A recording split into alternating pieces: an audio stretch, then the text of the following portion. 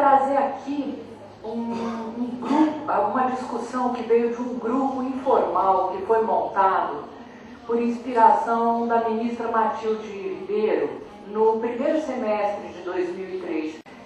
Então, nós juntamos a CEPIR e a Secretaria Especial de Política para as Mulheres, o Ministério da Justiça e a FUNAI, o Ministério do Meio Ambiente, junto com o Ministério do Planejamento.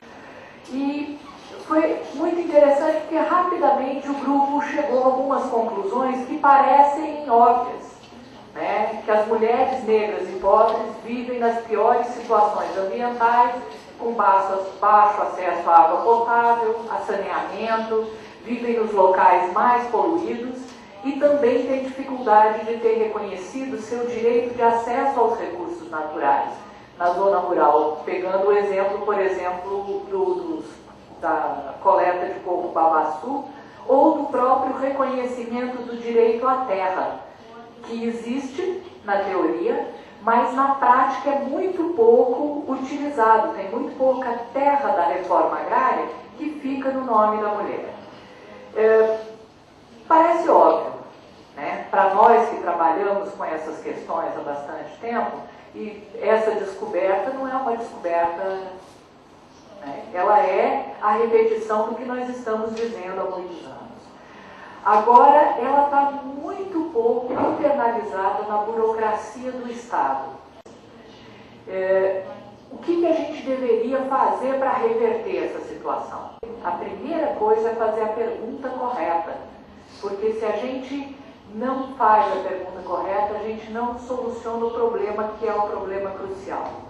E no caso do racismo ambiental, uma das perguntas que a gente precisa se fazer é como tornar visíveis essas populações que são invisíveis às políticas públicas. Não só aos olhos dos responsáveis pelas políticas públicas, mas também da própria população brasileira, que não enxerga essas populações. Nós construímos o Brasil numa contradição constante. Uma parte da nossa história tentando embranquecer a população. E depois, no movimento contrário, valorizando a negritude, a caboclice que a gente tem, mas no discurso. E aí a gente tem expressões como negro, neguinho, conforme o contexto, isso é um insulto ou é um carinho. E isso mostra o quanto a nossa sociedade é uma sociedade de contradição na sua relação com a sua definição, com o seu ethos.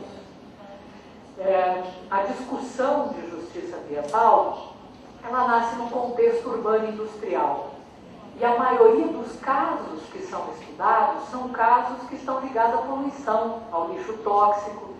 Esses são assuntos visíveis, esses são assuntos que são detectáveis nas estatísticas.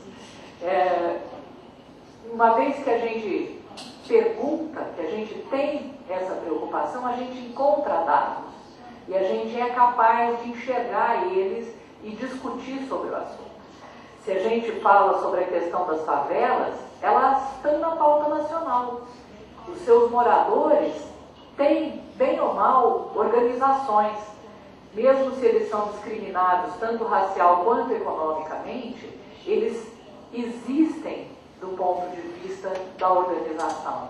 A mesma coisa com os catadores de lixo, os moradores de rua, os meninos e meninas de rua.